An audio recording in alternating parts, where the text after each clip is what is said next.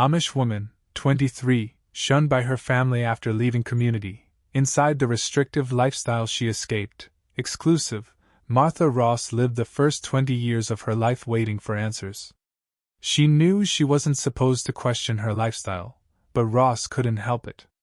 She wondered why everyone in her community dressed a certain way, why they had so many rules, and why leaving was such a frightening idea. Like most young Amish adults, Ross was meant to get baptized around age 20 or 21, meaning she would become an official member of the Amish church. After her baptism, she would be expected to follow every rule and uphold values she never fully understood.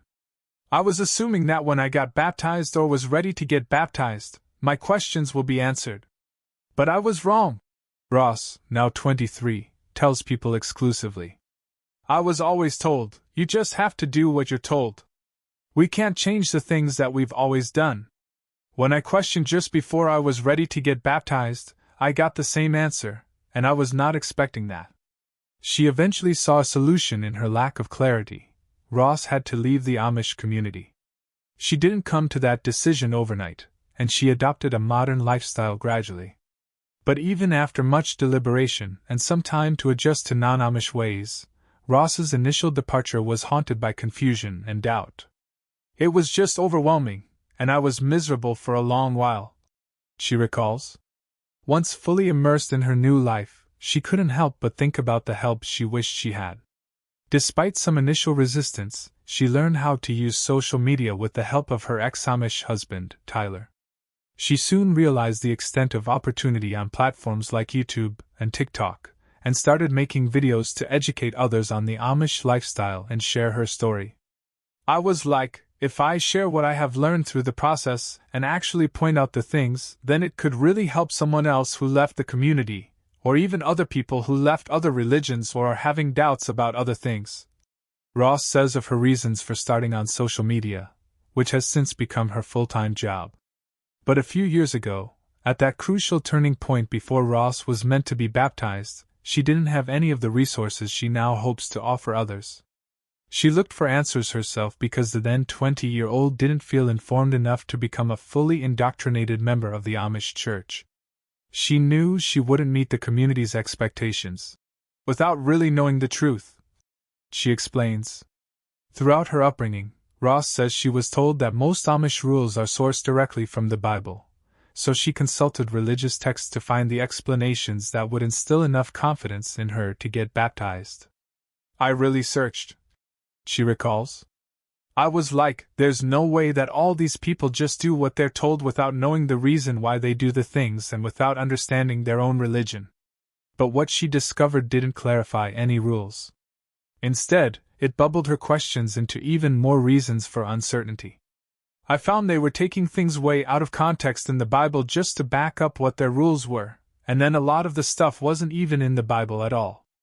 Ross's ultimate decision to leave her Amish community near Middlefield, Ohio, didn't come easily or quickly. She spent a year poring over the Bible to decide whether or not to get baptized, which would also allow her to get married. But since Ross didn't have a boyfriend at the time, she wasn't in a rush to the altar at all, giving her even more reason to consider a new, more modern lifestyle. Before she left the community, Ross moved out of her parents' home, which she explains is very uncommon, especially amongst young Amish women.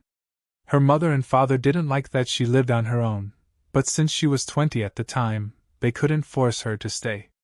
They just told me when I moved out that, if you ever leave the Amish, you will not be welcome here. I was like, whoa, okay. Where did that come from? Ross remembers, noting that she is the only one of her siblings to leave. Her 4 brothers, 2 older and 2 younger, are still in the community. Finally, Ross accepted that her Bible studies were only confirming her instinct to question Amish tenets, and she realized staying wasn't an option, despite the repercussions she knew would follow. In the Amish, everyone's taught the same thing: we need to follow all these rules as well in order to get to heaven. If you leave the Amish, then you're very likely going straight to hell, she tells people about 3 years after she left. That's what we're taught. So it is all very scary, but I just could not blindly follow everyone else. Since Ross's departure was gradual, starting with her moving out of her parents' place and continuing as she got a job at a factory and eventually started renting from non-Amish people. There was plenty of time for others to try and convince her to stay.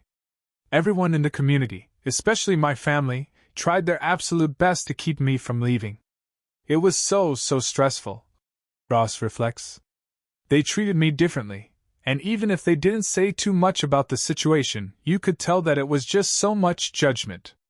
Ross says that if she had to pinpoint a time when she officially left the Amish life, it was sometime before she turned 22 when she traded the traditional garb for a more modern wardrobe.